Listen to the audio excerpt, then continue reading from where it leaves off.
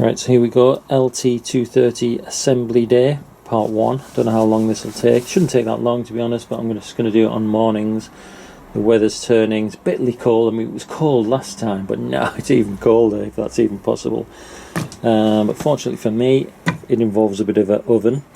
This thing, the casing, they recommend you put this in the oven for about 15-20 minutes, about 100 degrees. Don't go crazy heating it up, but by heating it, it will allow you to drift that bearing in. I need to find something to drift this in.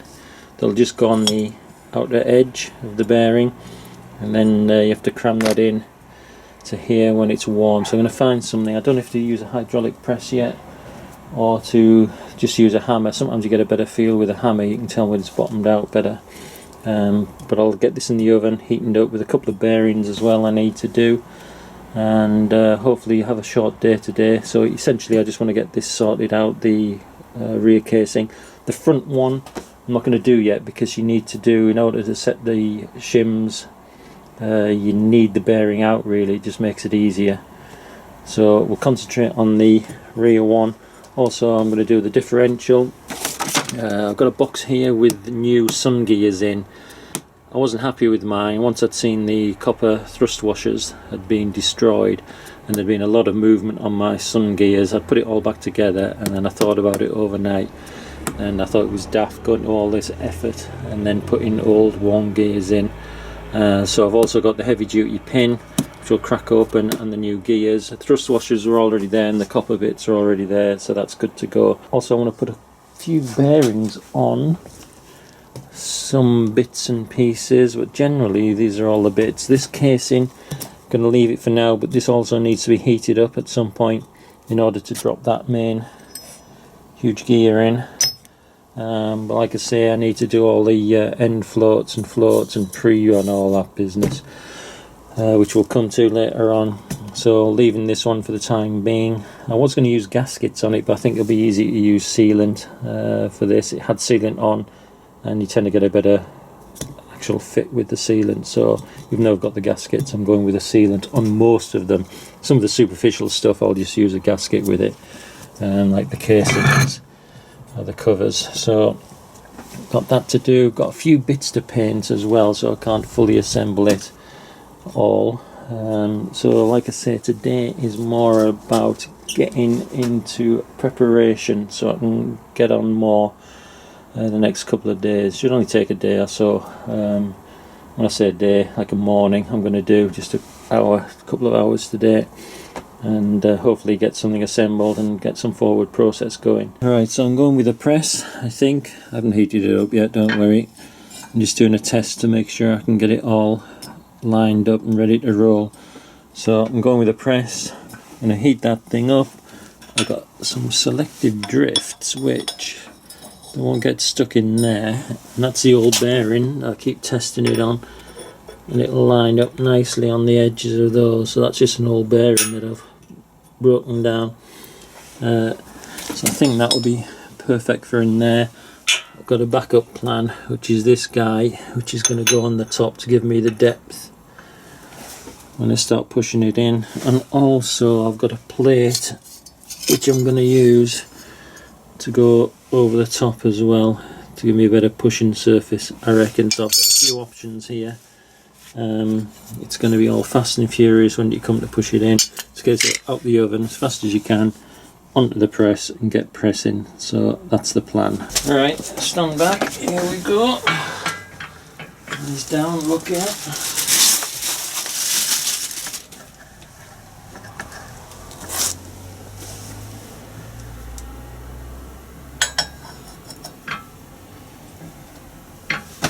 Good. And I think I'm going with this one. And a plate.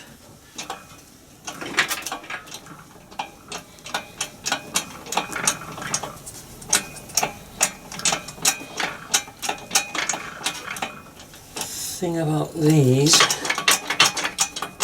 they don't go in square. So you can see that's not that square even now. There you go. Oh, I've dropped in.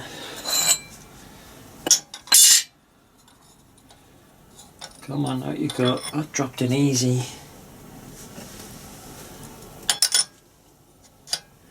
Needs to go a bit more. It's not quite home, that. Come on. Down there.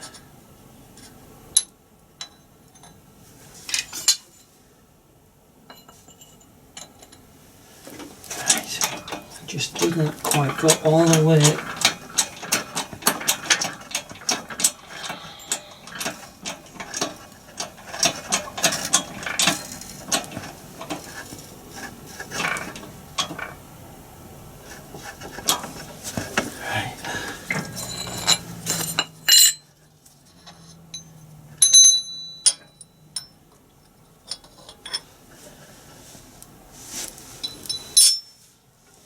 That looks pretty good.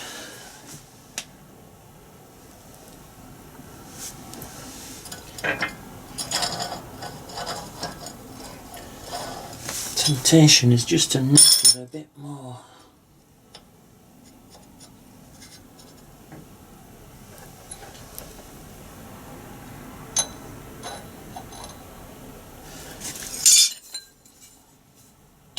I think it's there. I'm just tightening it. Come on.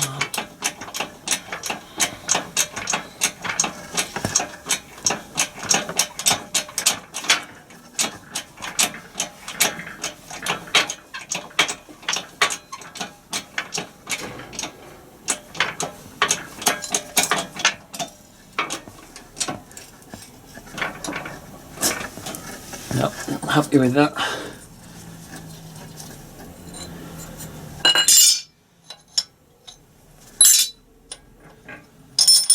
Still hot.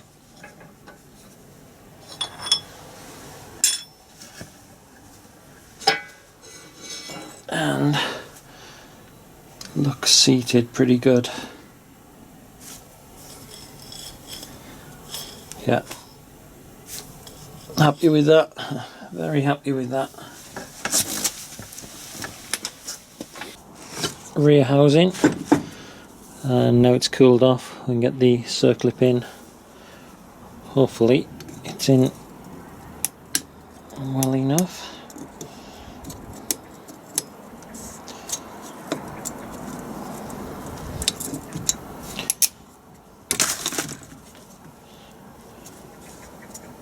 Right, I'm going to have to tuck him down, I think.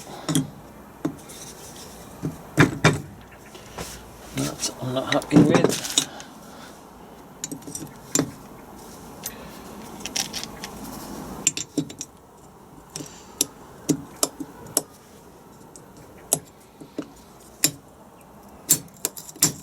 That's better. That clicked into place quite nicely. Happy with that. Again, this needs oiling up with your transfer box oil that you're going to use, EP90 I think it is, something like that, to check that out. Next up is this guy. Give him, he's a little bit dirty.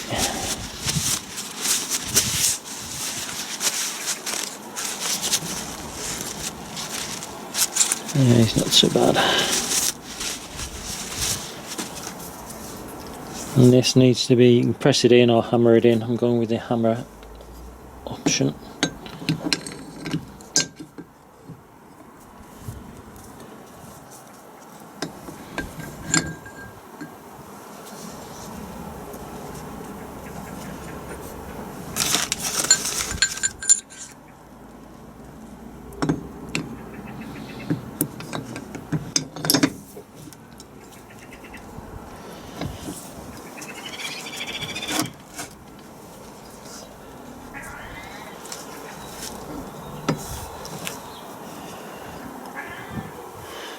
I think we're lined up pretty well. It just needs a bit of a nice tap in. All this is going to fall off, I guarantee it.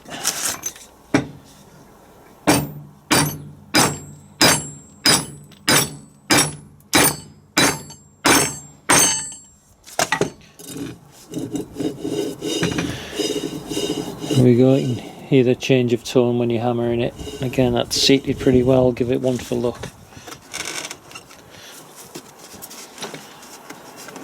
Right, give it a couple for look.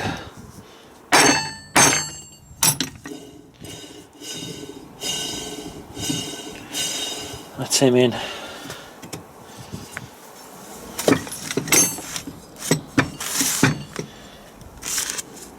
Next up, well, we need the seal in, and I'll probably oil it from the back side, so that's pretty good. We also need the speedo drive in. That has a new O-ring on, so somewhere in the kit I suspect there's an O-ring. It's hard to guess the size of that one, so let me pop this old one off.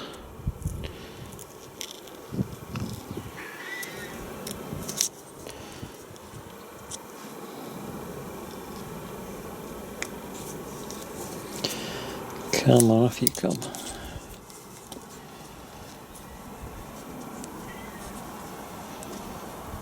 Oh, come on. It's not that one.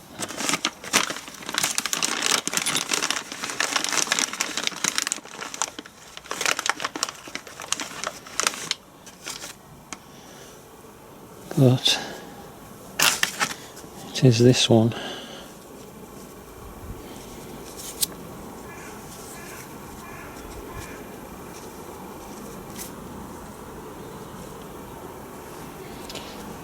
Just have a wipe around there.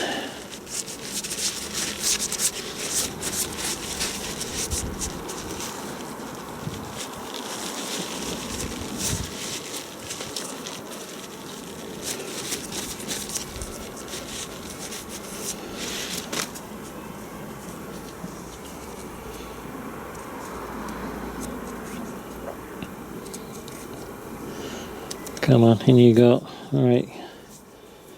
It's going to need a bit of lubrication prior to it going in. Also got a bit of grease in there, I think. Yeah, get some grease in there and then we'll get it slid on. Let's give that a bit of a rake out.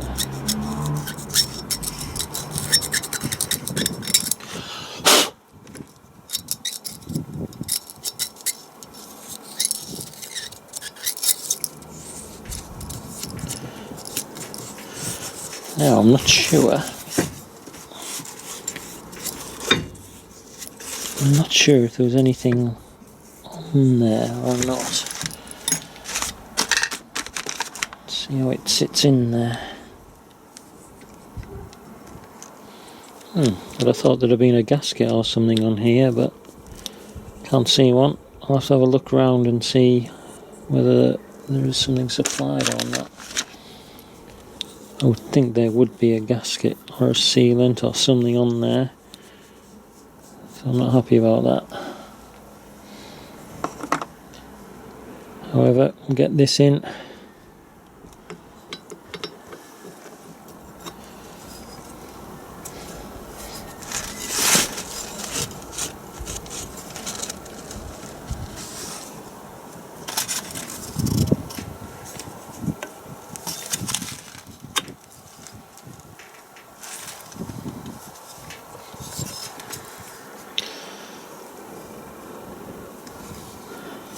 I think that's where the O-ring sits.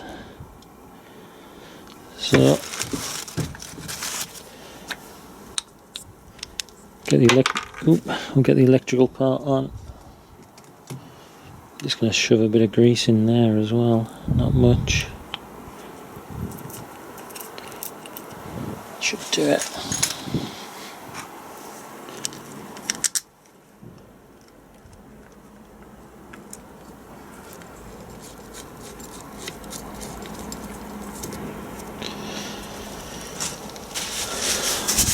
Alright, we'll get him in and then we'll get that torque down when I know what the torque setting is.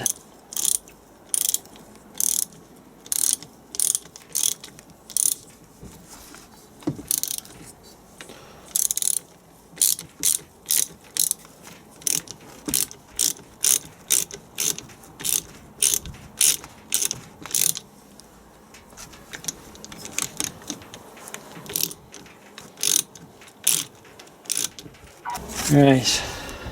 I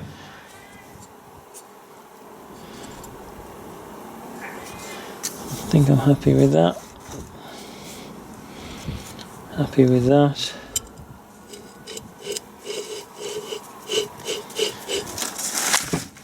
Tell you what, let's get some oil in there. I'm not happy with the weight.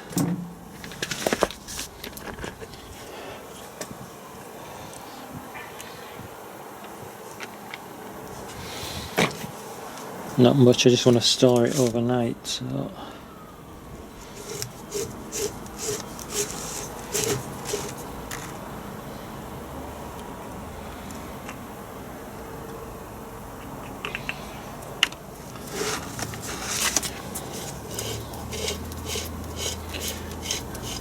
yeah, it's already sounding better now. It's just got a little bit of oil going around it. Alright. Put a bit on this side as well, and we'll get the oil seal on. Right, a seal of some kind. This is the one that came off, so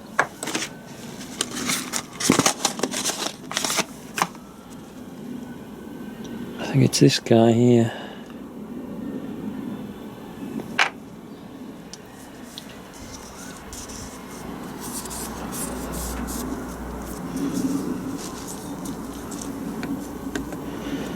So I need something to fit over there and knock him on. Right, once again, a nice handy old bearing race should do it.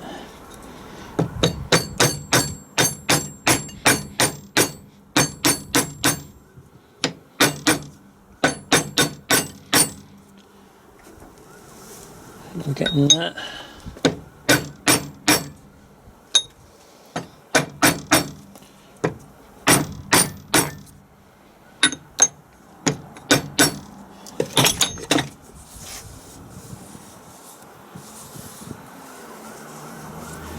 Just a bit high on this side.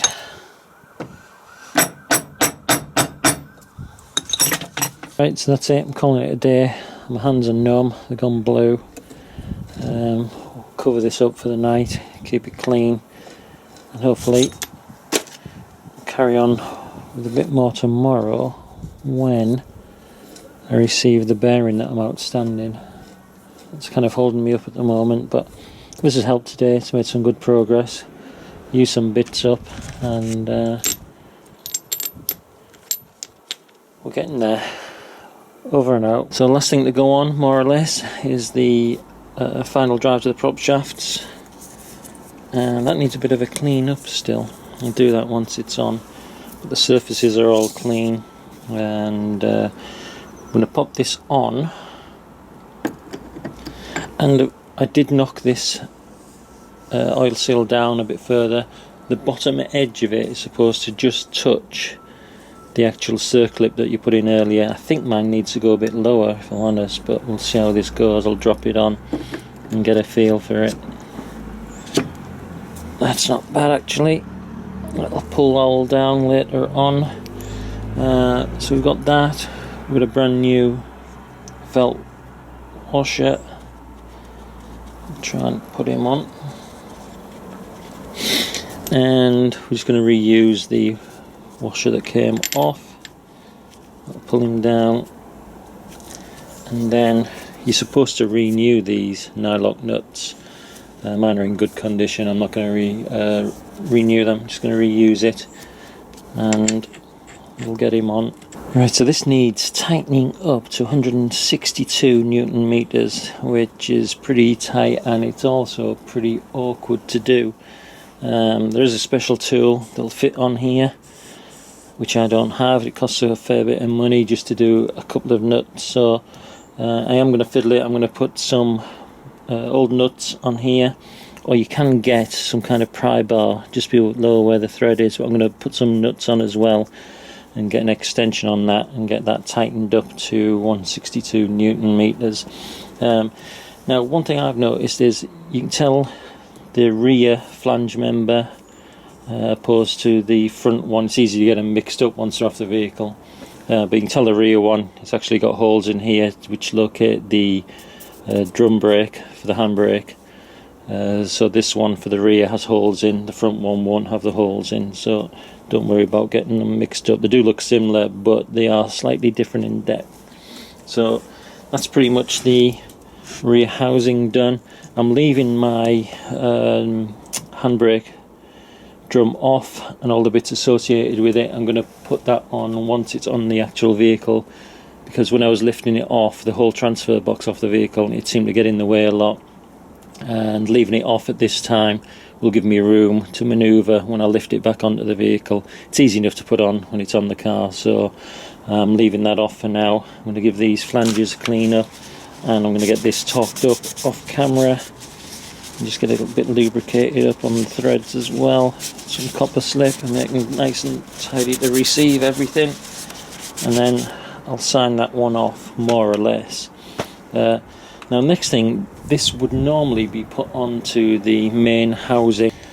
So this housing, when it goes on, it actually pushes against a shell of one of the bearings, and this is a shell that I mentioned which was sitting a little bit recessed on the main casing, and I wondered why it was doing that, and that's because of this guy here. And when we come to put it in, you'll see that the shell has to be recessed to allow for this. If I was doing this again, I maybe wouldn't have assembled all of this unit.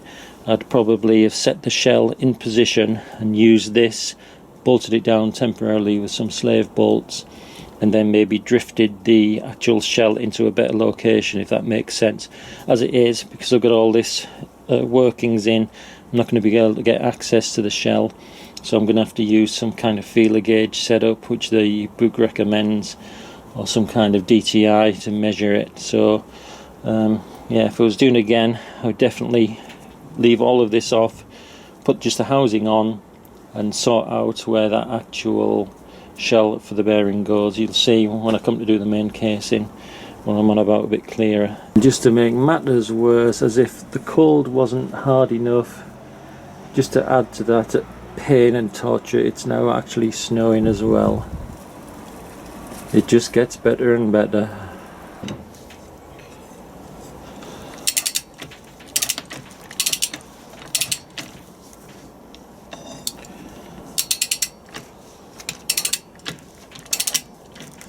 Right, that's all torqued down, put it on the floor in the end, and I was able to use the floor to prevent the levering arm turning round, and I got it up to 162, so I'm happy with that one. And let's move on to the main casing and sorting out a few bearing races so that we can get this thing on and make a bit of forward progress.